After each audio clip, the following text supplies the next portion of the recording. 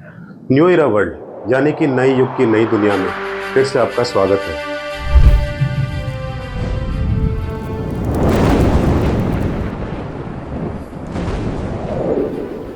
Canada में पढ़ाई करने की इच्छा रखने वाले भारतीय छात्रों को आने वाले समय में चुनौतियों का सामना करना पड़ सकता है। जानकारी के लिए आपको बता दें कि कनाडा की तरफ से इस साल दिए जाने वाले स्टडी परमिट अप्रूवल में लगभग 50% की गिरावट आने की उम्मीद है। अप्रूवल में यह गिरावट विदेशी छात्रों की संख्या को कम करने के उद्देश्य से की जा रही है। कनाडाई अखबार द ग्लोब एंड मेल की खबर के अनुसार अप्लाईवुड कंपनी की रिपोर्ट में यह आइडिया लगाया गया कि 2024 के अंत तक दिए गए नए स्टडी परमिट की संख्या 2,31,000 से कुछ अधिक होगी, जो 2023 में स्वीकृत 4,36,000 के बिल्कुल अलग है।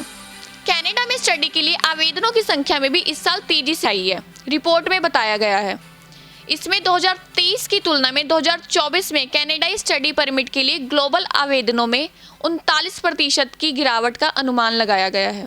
2022 में कनाडा में 5.5 लाख अंतर्राष्ट्रीय छात्रों में 2,26,000 विद्यार्थी केवल भारत से थे, जिसमें 3.2 लाख भारतीय छात्र वीज़ा पर कनाडा में रहे थे और गिग वर्कर्स यानी स्वतंत्र रूप से काम करने वाले वर्कर्स वहाँ की अर्थव्यवस्था में योगदान दे रहे थे।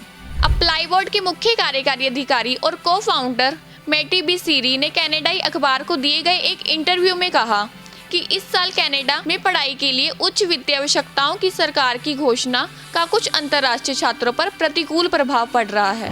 उन्होंने कहा जिसके परिणाम स्वरूप हाल के महीनों में कनाडा अंतर्राष्ट्रीय छात्रों के बीच उतना लोकप्रिय नहीं रह गया जितना पहले हुआ। अब ज़्यादा छात्र संयुक्त राज्य अमेरिका के साथ साथ जर्मनी और फ्रांस सहित यूरोपीय देशों में स्टडी करने का विकल्प चुन रहे हैं। दिसंबर 2023 में इमिग्रेशन मिनिस्टर मार्क मिलर ने स्टडी परमिट चाहने वाले छात्रों के लिए नई वित्तीय आवश्यकताओं की शुरुआत की, जिसमें छात्रों को दिखाना होगा कि उनके पास कम से कम $20,635 है। यह 2 दशकों से चली आ रही वित्तीय आवश्यकता से 2 गुनी है।